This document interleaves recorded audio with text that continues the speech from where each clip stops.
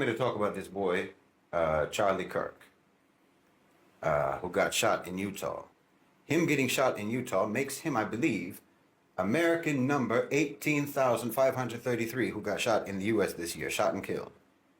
And I think that there were 3 more people who were killed, shot and killed in Colorado, just over the mountains, within hours of his shooting. And all the flags in America are going to fly half-mast, not for those 18,335 other victims, but they're going to fly half-mast for Charlie Kirk. That's just an observation. You can do with it what you will. I'll be honest, when I first heard that he had been shot, I made a joke about it on X. Because frankly, I'm just as used to theatrics coming out of America as I am used to gun violence coming out of America, and I thought that theatrics seemed more likely in this case. But when I did learn that he died, I deleted my post. I deleted it out of respect, not for him, but for the severity and for the solemnity of the judgment that he has now proceeded to. Because everything that he ever said and everything that he ever did that harmed anyone, well, he's going to answer for that. He's going to answer for that right now in his meeting with Allah subhanahu wa ta'ala. And the heaviness of that meeting is disturbing to any of us who believe in it. But we'll talk about it. Let's start with the obvious, okay? First, I'm not going to feign grief or feign mourning for this person. I know that's a hypocrisy that social etiquette demands at a moment like this, but we all know that he would certainly not grieve for us. He certainly would not mourn for us, just as he never grieved and he never mourned for the wanton slaughter of the Palestinians in Gaza. He never grieved for that. And for myself personally, as a Muslim and as a critic of Western so-called civilization, I know that Charlie Kirk himself would most likely have officially anyway considered me to be his enemy. And as far as I'm concerned, any man whose enemy mourns him when he dies, well, he wasn't doing his job. And I don't think it can be said about Charlie Kirk that he didn't do his job, which is to say that he never did anything and he never said anything in his public life that would make me mourn his passing, just as I hope that I will never say or do anything in my public life that would make my enemies grieve for my passing. They should be happy when I die. Enemies are disturbed by each other's presence, not by each other's absence. But let me also be crystal clear about this. It doesn't make me happy either. I neither mourn nor celebrate. Neither of those reactions is appropriate, in my opinion. Whoever pulled that trigger didn't do it for me and they didn't do it for you. I don't even see them as being on 2 different sides. They didn't silence Charlie Kirk. They amplified Charlie Kirk. The power structure never cared about that boy. They used him. And he's more useful to them now than he was the day before. He's more useful to them dead than he was alive. Listen, you don't defeat someone like this, someone like a Charlie Kirk, a tool like him, by letting that tool mold you into exactly what they want you to be. That killer didn't deliver justice. If you think they did, he didn't. He delivered to the power structure an even more enhanced weapon. He made a mediocre, but dangerous and polarizing figure, Charlie Kirk, into now an impeachable icon for the very fan base that he most likely despises. And he made criticism of Charlie Kirk's ideas. Now it's disrespect for the dead. This is not resistance. This is a gift. This is a gift to the very security state that he probably thought he was attacking. No, it's stupidity. Or maybe, as the conspiracy theories are already speculating, what actually happened was just a purge of an expendable asset to create a more powerful symbol. Oh, they'll use his death. Oh, how they will use it. They will use his death to paint every dissenting voice, every cry for a more just world. They'll paint it with the same bloody brush. They're going to use his death to avoid once again ever having to look in the mirror. They're going to hold Charlie Kirk's body up as a shield against any examination of the society that created him. And the society that created his killer. The society that they made and that they rule, and you didn't do anything now but strengthen their hold on that society. They're going to use his corpse as a pulpit to preach from. And you just validated all the lies that they're going to be preaching. You understand me? Because listen, the truth is the Charlie Kirks of the world are not the enemy. The enemy is the society, it's the system, it's the power structure, it's the so-called civilization that creates boys like Charlie Kirk. I call him a boy because that's what he is to me. I'm 54 years old. That's what he is to me, or that's what he was. And also because he presented a childish, simplistic cartoon portrait of America that only a young boy could ever believe in. He presented an America without complexity, without guilt, without the burden of their terrible history, Well, that's a seductive product. And America has always been an eager market for that sort of a product.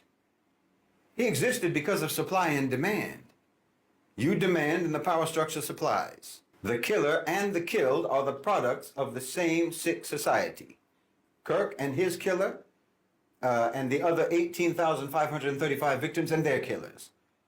And wallahi, if you don't clock this reality, if you don't understand this reality, and if you let yourself get swept up in all the narratives and all the counter-narratives, then you might just end up being like one of them, on one side or the other side of that gun. Because the machine is already spinning. The machine, that same machine that Charlie Kirk served so faithfully. They're spinning the narrative now. They're going to label him as a martyr for free speech, a victim of left-wing extremism. And they're going to use his death, they're going to use it to demand more surveillance, more censorship, more policing, more militarization of the police against their opponents, more police powers. They're going to use his blood to sanitize his ideology and to legitimize every poisonous thing that he ever said. And some of you are out here cheering about what happened. Why, you're fools. Why, when you celebrate, all you do is elevate and strengthen their narrative. Charlie Kirk was not an outlier. He was a product. He was the logical output of a system that's designed to generate exactly what he was. Like I said, he didn't create the demand. The demand was already there. He just exploited it. He sold a fantasy, like I say, a fantasy where all of the problems of modern America, economic decay, economic despair, cultural displacement, and cultural unrest, political powerlessness, these are all not the inevitable results of late-stage capitalism and a dying empire. No, it's all the fault of immigrants. It's all the fault of minorities, of wokeism, some internal enemy that's not in power. Well, now he's been killed, and his death is going to be used to service that same system. The security state benefits, the politicians that he supported benefit, the media benefits because they get endless hours now of content, of debate, of fear-mongering, of polarization mining. You understand me? The entire apparatus of control gets a massive boost. His killing was not an attack on the system. It was a gift to the system. You didn't extinguish a fire, you just scattered the embers and made it more dangerous. The individual who pulled that trigger, their motives are irrelevant.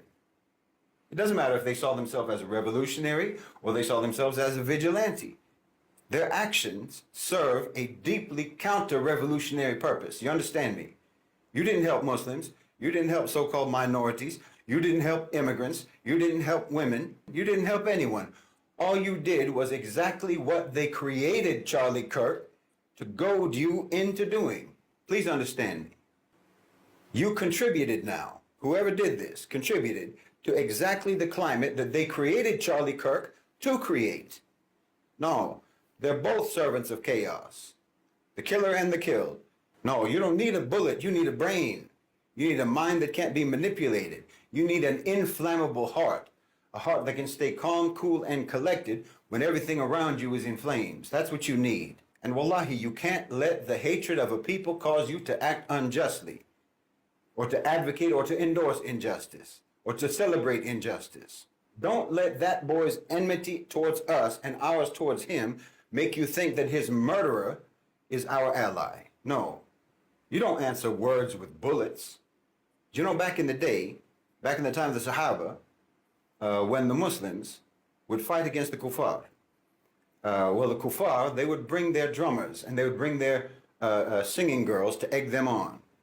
Nobody ever killed them. Well, that's what Charlie Kirk was. You don't win a war by targeting the singing girls and the drummers of your enemy. That's no strategy.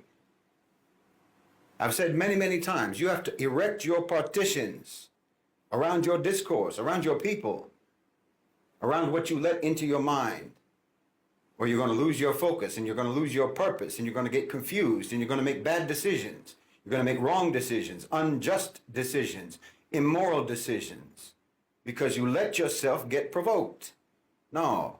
For me personally, I didn't care about Charlie Kirk yesterday, the day before, and I don't care about him now. I don't mourn and I don't celebrate. That's strategic indifference. And I don't respect anyone who tries to tell me that I'm supposed to grieve. And I don't respect anyone who tells me that I'm supposed to be happy. What is he to me or me to him? It certainly isn't more important to me than the most likely hundreds of thousands of my brothers and sisters that you cut down in Gaza. You didn't mourn any of them, and I didn't tell you to, because I already know how you are.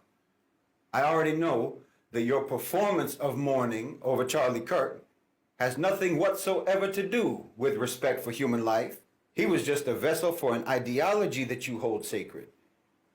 And it's an ideology that dehumanizes people. It's an ideology that disregards the sanctity of life. And we've seen that on full display for the last 2 years. So no, obviously not.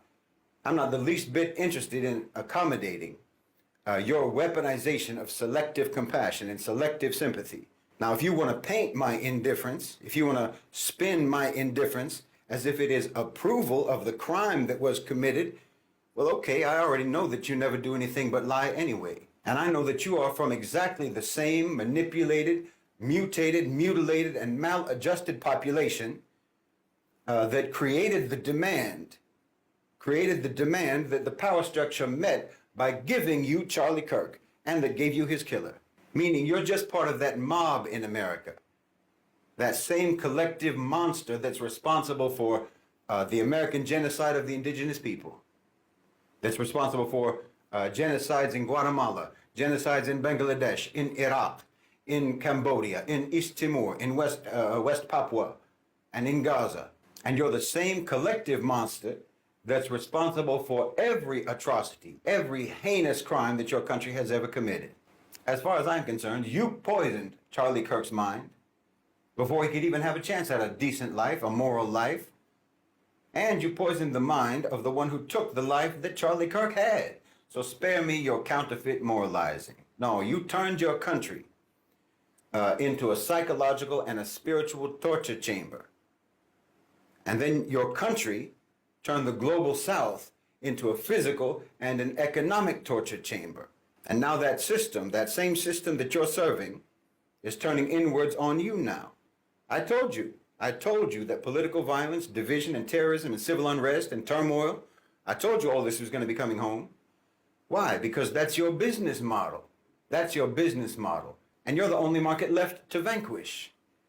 And the more you give yourself up to all these twisted, polarizing, hateful narratives, well, all you're doing is playing along with your own demolition.